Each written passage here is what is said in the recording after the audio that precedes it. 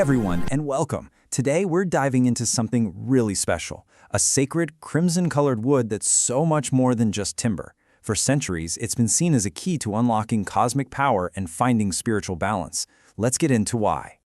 So what is it about this particular wood that gives it such a revered status?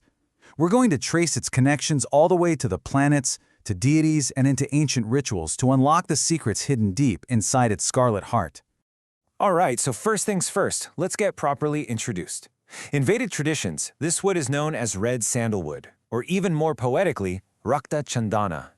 We're talking about a dense, resinous hardwood with this absolutely striking blood-red core. It's been a truly revered material for ages.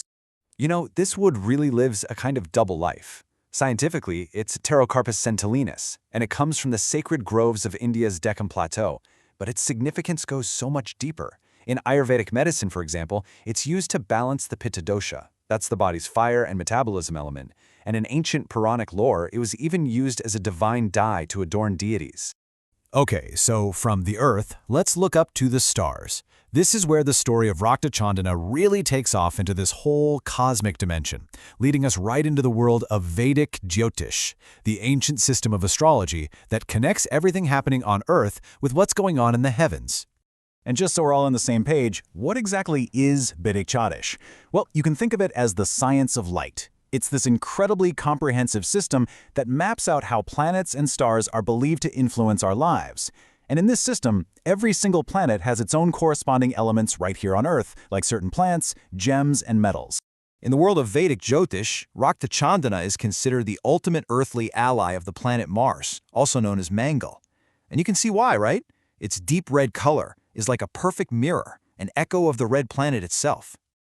But here's the thing about Mars. It has two very different faces. When its energy is balanced in your chart, it brings amazing things like action, ambition, and courage. But when it's afflicted, well, that energy can show up as aggression, conflict, and even physical problems. And this is where red sandalwood steps in. So, how does this work?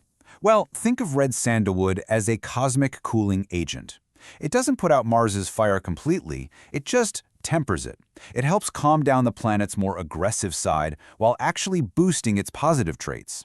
This is exactly why it's such a key remedy for conditions like Mongol dosha, and why it's so highly recommended for people born under the Aries sign or Mesha.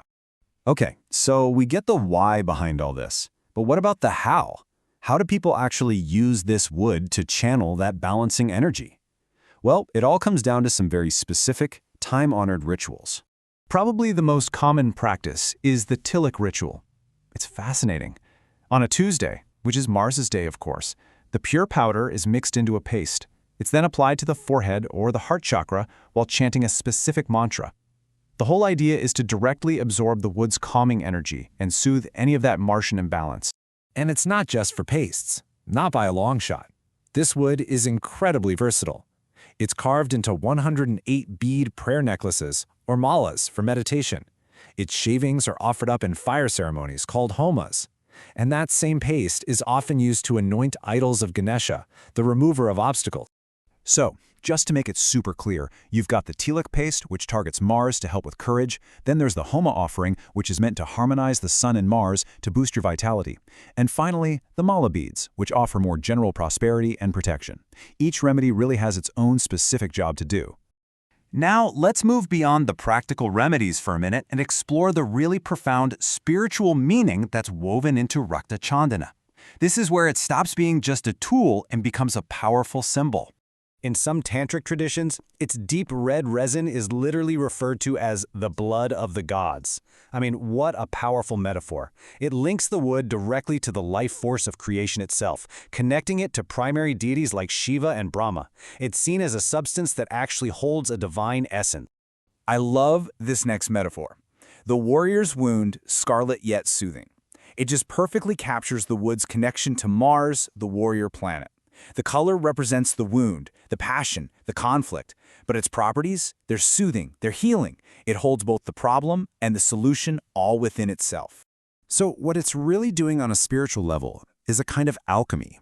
It's believed to take tamas, which is a state of inertia or chaotic raw emotion, and transform it into tejas, which is all about focused passion and spiritual vigor.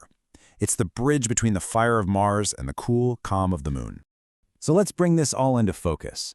From the sacred groves where it grows to its place in celestial charts, Rakta Chandan really serves as this majestic link between the earth and the heavens. It's like a tangible piece of cosmic energy you can hold in your hand. And really, this is the main takeaway. Whether you're looking at it through the lens of astrology, Ayurveda, or pure spiritual symbolism, red sandalwood is presented as a bridge. It's a tool that allows a person to take that intense horoscopic heat from the cosmos and transform it into real, tangible benefits right here on Earth, like resolve, health, and prosperity.